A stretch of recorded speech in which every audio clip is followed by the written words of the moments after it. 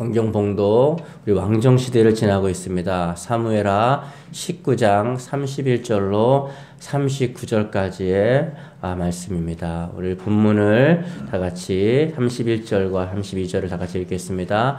바르실레는 다윗 왕을 안전한 요단강까지 건네드리려고 길르앗에 내려와 있었다. 그는 나이가 80세로 아주 늙었지만 마하나임과 갈릴리 호수의 중간쯤에 있는 글로글름에서 요단강까지 내려오는 것이었다. 그는 굉장히 부유한 사람으로 다윗의 마하나임에 머물러 있는 동안에 계속 음식을 제공하였다. 아멘. 설교 제목은 진실한 바르실레와의 작별입니다. 진실한 바르실레와의 작별입니다. 33절을 한번 보겠습니다. 왕은 이제 그러한 바르실레에게 보답하려고 강을 건너기 전에 이렇게 말하였다. 이제 예루살렘으로 올라가 왕궁에서 저와 함께 사시지요. 이제는 제가 어르신과 어르신의 가족을 보살펴 드리겠습니다. 바르실레라는 사람을 여러분이 기억하실 것입니다. 다윗이 압살롬에게 쫓겨서 광야로 쫓겨갈 때에 광야에는 아무것도 없고 정말 하나님이 도와주시지 않으면 굶어 죽거나 아니면 어떻게 살 방법이 없는 그때에 바르실레라는 80세의 노인이 참 거부였는데 부자였는데 먹을 것과 모든 것을 싸가지고 와서 다윗과 그의 일행들을 섬겼던 일을 여러분 기억할 것입니다. 항상 우리는 기억하듯이 선한 것을 심으면은 그 선한 것은 사라지지 않습니다. 그래서 이 80세의 노인이 이렇게 강을 건너와서 다윗을 도왔던 그 사건이 있었습니다. 길르앗은 요단강 동북쪽에 있습니다. 이 바실레라는 이곳은 이분은 대부호입니다. 큰 부자였죠.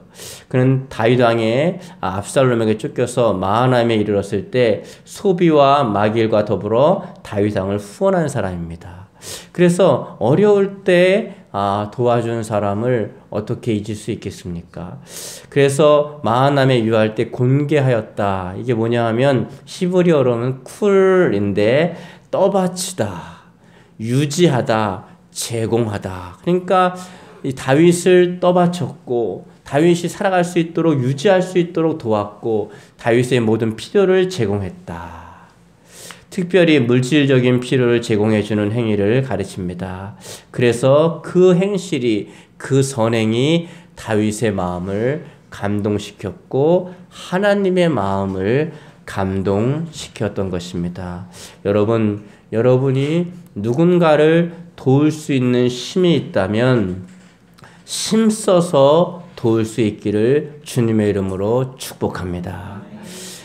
제가 잊지 못하는 많은 분들이 있습니다. 그 중에 목회자 분 중에는 순복음 의정부교회의 박종서 목사님을 제가 잊을 수가 없습니다. 너무너무 감사한 분입니다. 왜냐하면 저는 아무 이력도 없는 사람이었습니다. 그 전까지는 그냥 파트 전도사 정도, 파트 전도사 중에서 그래도 좀 이렇게 주변에서 좀 이렇게 이름이 있었던 그 정도 사람이었습니다. 그런데 대학원에서 제가 이력서를 냈습니다. 이력서를 냈는데 금요일 날 11시 30분 밤에 저한테 전화가 왔습니다. 집으로. 내일부터 출근하라고. 아니 그 큰 교회에서 나를 왜 부를까? 이력서를 내놓고도 제가 황당한 거예요. 출근을 했습니다. 그래서 저는 어떤 주일학교 부서를 맡기는 줄 알았습니다. 근데 갔더니 교구를 맡기더라고요. 제 이력서에는 그 이전에는 교구라는 것을 맡은 이력이 한 번도 없었습니다. 전임은 있었지만 어른을 맡아본 적이 없습니다. 그런데 저보러 자리를 앉으라 그랬는데 딱 앉는 자리가 2교구였습니다. 그 2교구는 그 교회가 처음 생길 때 생긴 구역과 교구입니다. 그러니까 여러분 같은 거예요. 그러니까 장로회장이 거기 있고 권사회장이 거기 있고 안수집사회장이 거기 있고 집사회장이 여전도회장이 거기 있습니다. 총연합회 회장이 거기에 있습니다. 그래서 저같이 젊은 사람이라든가 또 경험이 없는 사람은 그 교구에서 그 자리를 맡기질 않습니다. 더군다나 교구를 맡기잖아요. 그때 수석 목사님 했던, 그러니까 총목사님인데 수석 목사님 했던 분이 같이 이렇게 면접을 봤는데 뭐라 그랬냐면, 나중에 제가 그 이해했습니다. 그 말을. 목사님 아직 더 뺑뺑뺑 돌아야 합니다 그러더라고요. 전 그 말이 뭔 말인지 몰랐어요. 면접 볼 때. 아직 이력서를 보니까 더 뺑뺑뺑, 그게 무슨 말이냐면 아직 한참 더 돌고 와야 되는 사람이라는 거예요. 너무 젊다는 거예요. 예. 근데 그 목사님이 이 사람이면 됩니다, 쓰세요 그러더라고요. 저는 그때는 그냥 감격했지만은 지나면서 세월이 지나면서 세월이 지날수록 감사한 거예요. 그분은 항상 그러니까 바나바 같은 분이에요. 그러니까 우리나라의 유명한 부흥사들, 뭐 장경동 목사님을 포함해서 많은 부흥사들이 있어요. 그 교회에서 떠서 전국으로 다니기 시작한 겁니다. 네. 물론 장경동 목사님은 조금 다른 케이스이기도 하지만은 여러분 지금 다니는 많은 분들이 그분을 거쳐서 올라왔습니다. 그러니까 아무 무명일 때, 그 바나바 같은 거예요. 무명일 때 그 사람을 보는 눈 하나로 그 여러분 7,000명이 넘는, 출석이 7,000명이 넘는 그 사람들 앞에 사람을 세울 때 얼마나 많이 검증을 해야겠어요. 근데 사람 보는 눈 하나로 그냥 세우는 거예요. 거기 섰던 이력 하나로 이제 유명해져서 이제 여러 다닐 수 있게 되는 것이죠. 이제 그런, 제가 목회자분 중에서는 그분을, 또 한 분은 저희 주례에 섰던 김홍광 목사님, 순복음 준의 순복음 교회라고 좀 작은 교회지만 그분을 잊을 수가 없습니다. 예. 이렇게 또 많은 있죠. 여러분도 있지 않겠습니까? 이렇게 내가 잘 나가고 모든 게 뭐 잘 될 때 도와준 분도 감사하지만 정말 어려운 상황에서 나를 도와줬던 분은 평생 잊을 수가 없는 것입니다.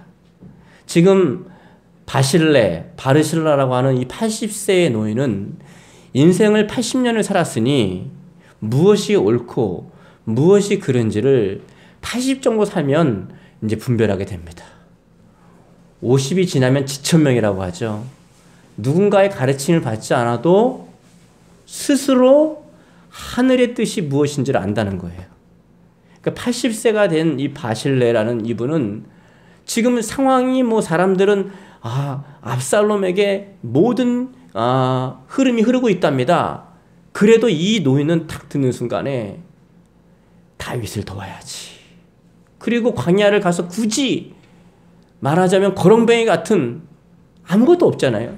그 사람을 도와서 끝까지 함께하는 지천명. 하늘의 뜻을 알 수 있다는 거예요.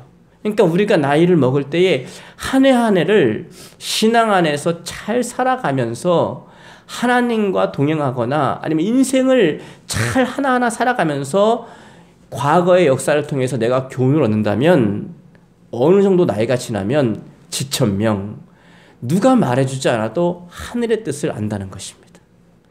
그러한 은혜가 여러분에게 있길 축복합니다. 다윗이 회복이 됐죠.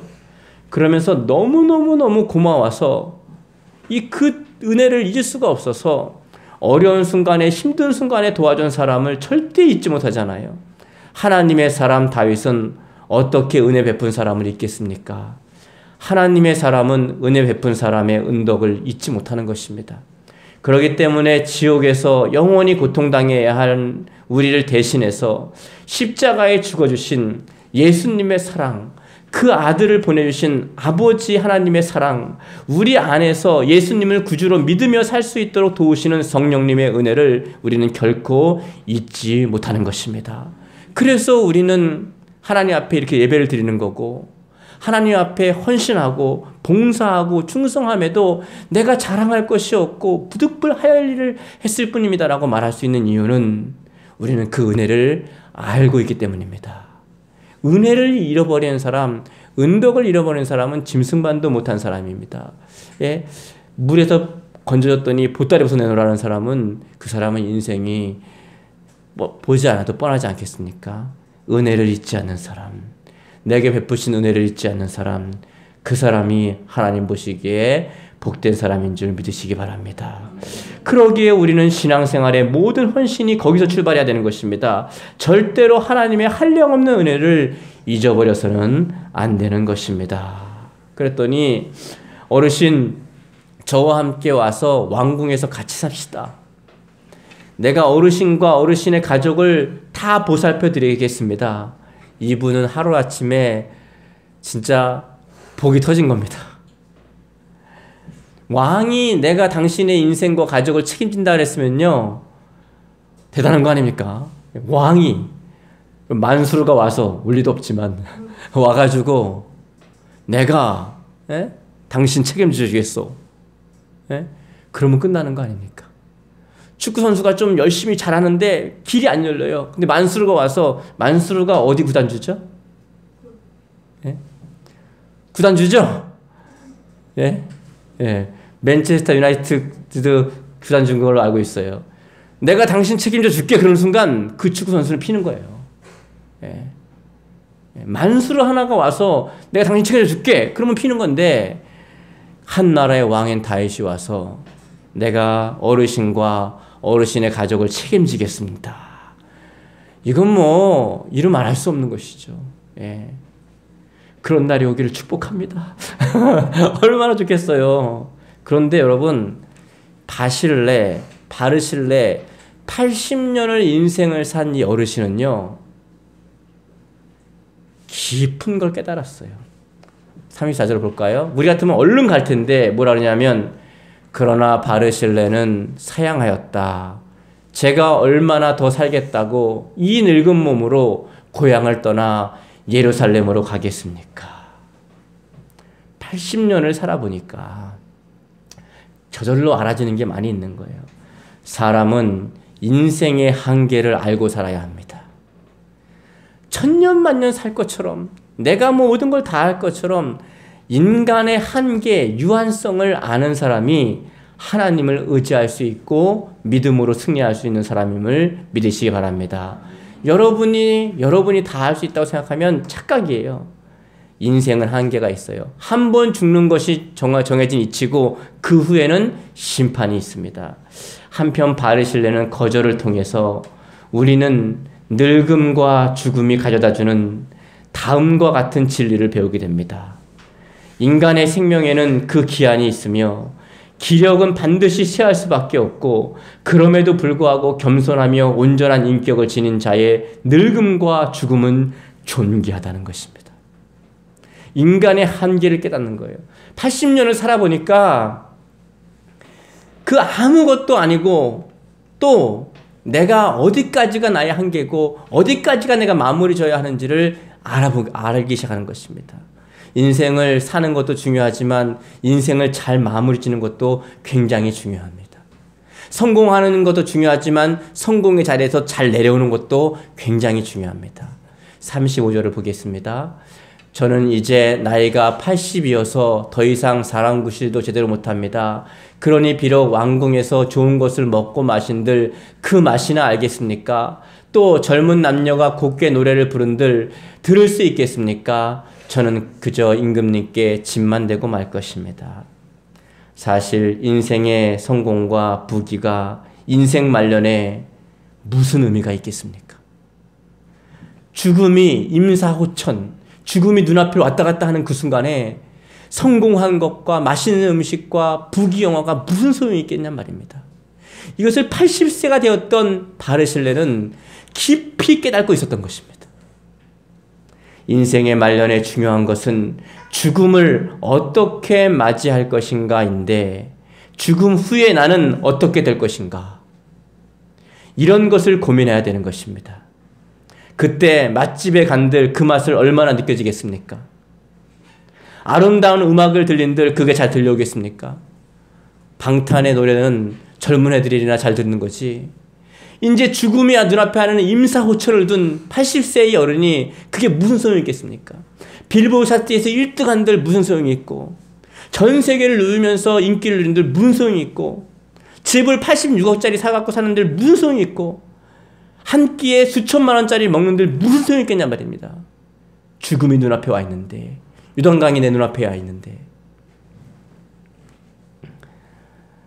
오직 그때는 죽음을 어떻게 준비하고 죽음 이후에 천국에 들어가 진짜 행복이 무엇인지 누리며 살 것인가, 이것이 중요한 것입니다. 아니면 지옥의 비참한 형벌을 받으며 영원한 형벌을 받으며 살 것이냐가 가장 중요한 문제인 것입니다.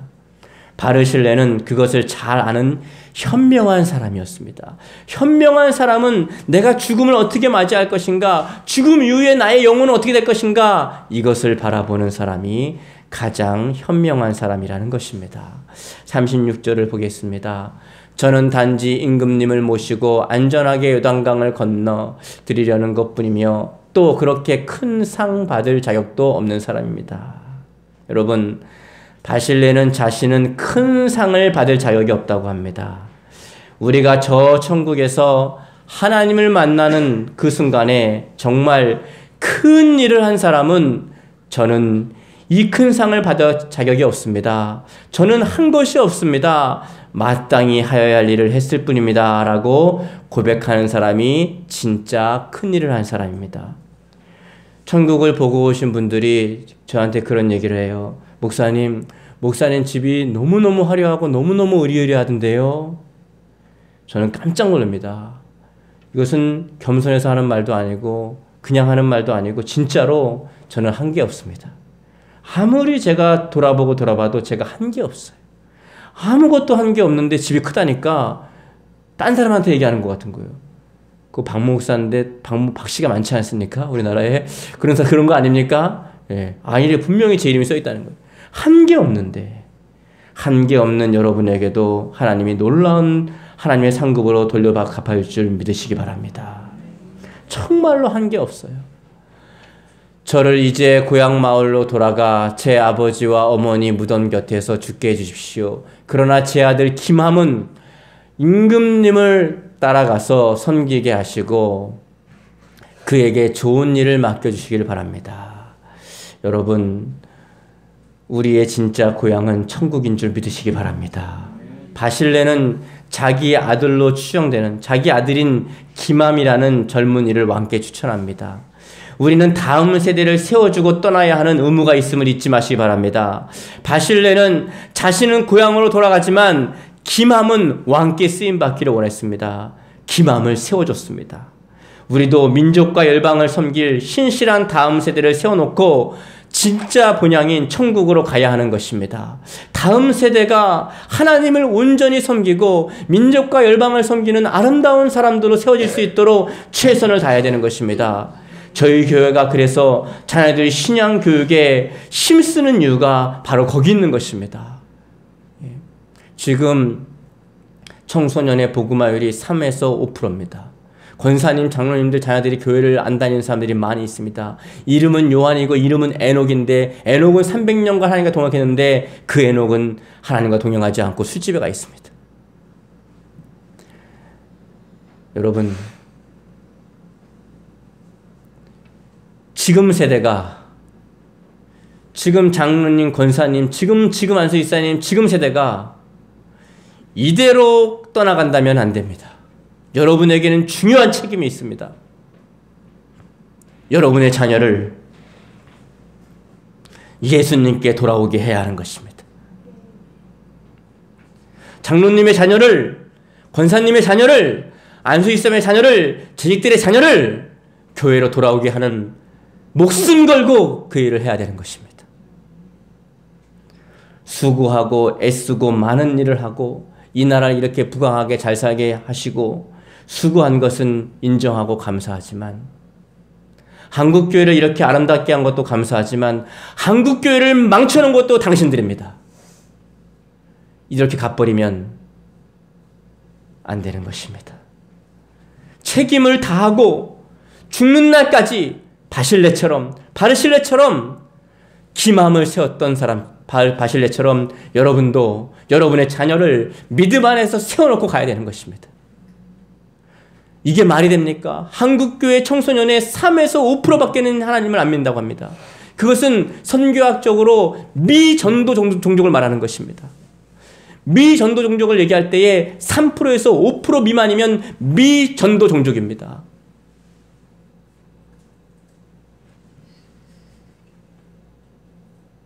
우리는 하나님 앞에 서야 합니다. 그 나라의 하나님은 분명히 물어볼 것입니다. 내가 너의 자녀를 너에게 맡겼다. 천국에서 바라볼 때에 자녀들이 여러분 하나님을 떠나서 제사를 드리고 있거나 절에 가 있거나 허랑방탕하고 살고 있거나 그렇다면 잘 산 게 아니라는 것입니다. 우리는 인생을 잘 마무리해야 합니다. 우리의 본향은, 제 고향은 양주입니다. 여러분 고향은 어디십니까? 하지만 제 진짜 고향은 양주가 아닙니다. 제 본향은 저 하늘나라 저 천국입니다. 우리의 고향은 저 천국입니다. 저 길로 다 돌아가게 될 것입니다. 하지만 우리의 자녀들만큼은 우리보다 더 예수님을 잘 믿게 해놓고 그리고 저 하늘나라로 가게 되기를 간절히 바랍니다. 우리 그렇게 합시다. 그렇게 했으면 좋겠습니다. 아, 저 아들은 그 바르실레보다 기맘이 훨씬 더 하나님을 잘 섬겨. 저분보다 저 자녀들이 하나님을 더 잘 섬겼어. 이렇게 했으면 좋겠습니다.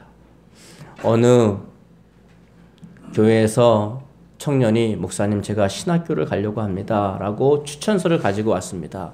그때 목사님이 이렇게 얘기했습니다. 앞으로 10년 아니 20년이 지나면 네가 목회할 그 당시에 너가 순교할 수도 있어. 그런 날이 올 수 있어 우리나라에.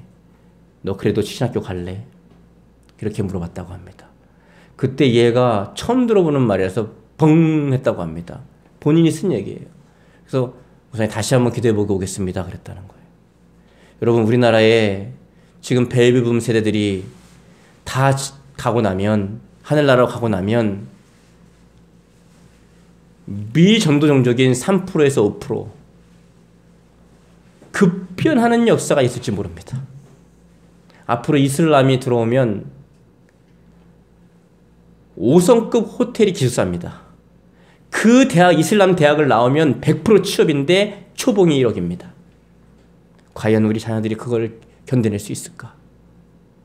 이슬람으로 개종하면 2억입니다. 이건 실제로 지구상에서 일어나는 일입니다.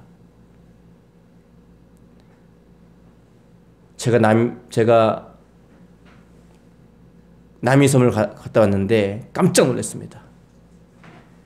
이거는 보면 딱 아는 거예요. 저는 알겠더라고요. 남이섬은 이슬람에 넘어갔구나.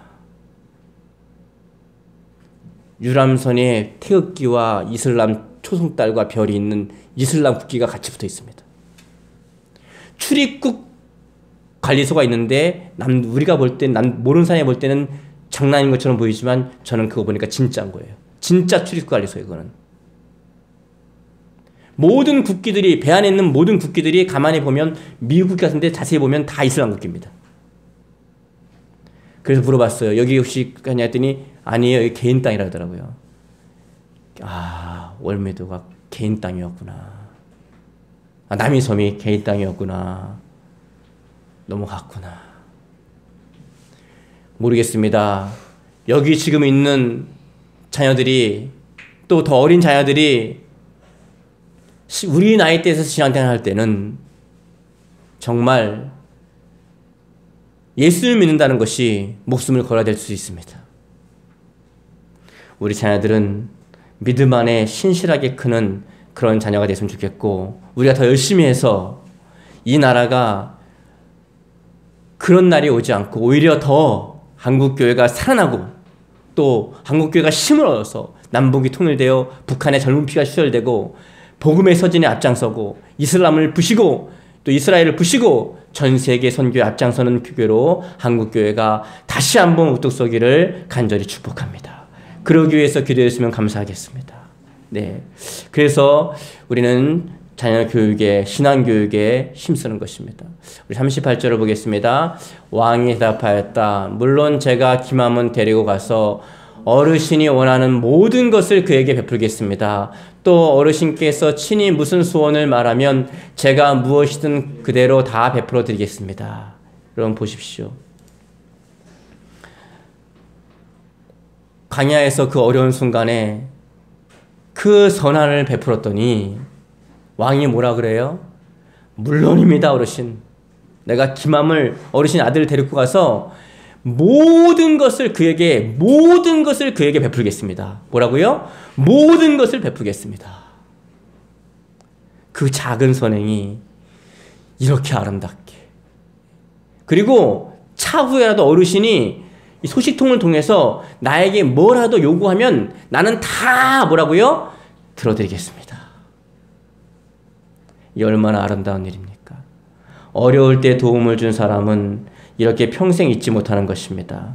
누군가 어려울 때 힘써 도와주길 바랍니다. 그가 평생 여러분을 잊지 못할 것입니다. 그가 힘이 생기면 여러분과 여러분의 자손을 돕게 될 것입니다. 우리 마지막에 39절을 보겠습니다. 이리하여 다윗의 부하들은 모두 강을 건넜다. 바르실레도 왕과 함께 강을 건넜다. 그리고 강 건너에서 왕이 바르실레에게 입을 맞추며 작별 인사를 하자 바르실레는 다시 요단강을 건너 고향 땅으로 돌아갔다. 우리네 인생은 돌아가는 인생입니다. 여기에 머물러 있지 않아요. 돌아갈 것을 잃어버리면 정처 없는 인생이죠. 여러분은 돌아갈 곳 천국을 소유하셨습니까? 여러분의 믿음의 고백은 무엇입니까? 우리는 늘상 외우듯이 읽는 신앙 고백이 우리의 믿음을 잘 정리해 놓은 것입니다. 죽음의 그 순간에 돌아갈 곳이 없는 사람은 이 세상에서 아무리 은금은 보화를 누리고 아무리 출세한 사람이라도 그 인생은 실패한 인생이고 그렇게 불쌍한 사람이 없습니다. 죽어서 지옥 가서 영벌을 받는 사람이라면 그만큼 불쌍한 사람이 어디 있겠습니까? 예? 오죽 그것이 고통스러우면 부자로서 아주 부유하게 살았던 부자는요, 나사로에게, 거지로 살았던 나사로에게 손가락에 물 한 방울 찍어서 내 혀에다 놔서 나를 서늘하게 해달라고. 그렇게 고통스러운 것입니다. 여러분은 돌아갈 본향이 있으십니까? 여러분의 본향은 어디입니까? 여러분은 무엇을 믿고 계십니까? 그것을 잘 정리해 온 것이 바로 신앙 고백 사도신경입니다. 이 시간에 다 같이 믿음을 실어서 신앙 고백을 하심으로 설교를 마치겠습니다.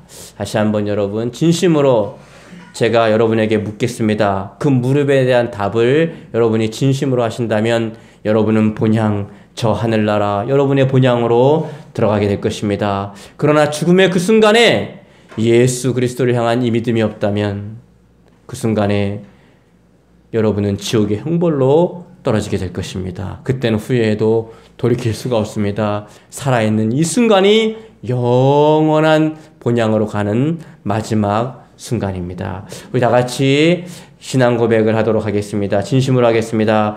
여러분은 무엇을 믿으십니까? 나는 전능하신 하나님 아버지 천지의 창조주를 믿습니다.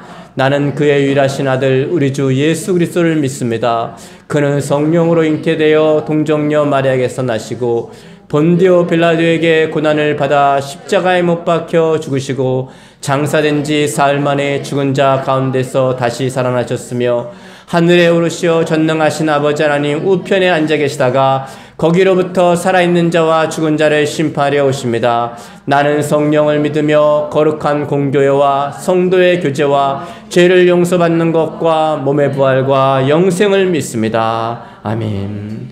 이 고백을 진심으로 여러분의 고백으로 따라하신 모든 분들에게는 하늘나라가 여러분의 본향인 줄 믿으시기 바랍니다. 우리 이 시간에 주여 한번 부르기도 하겠습니다. 주여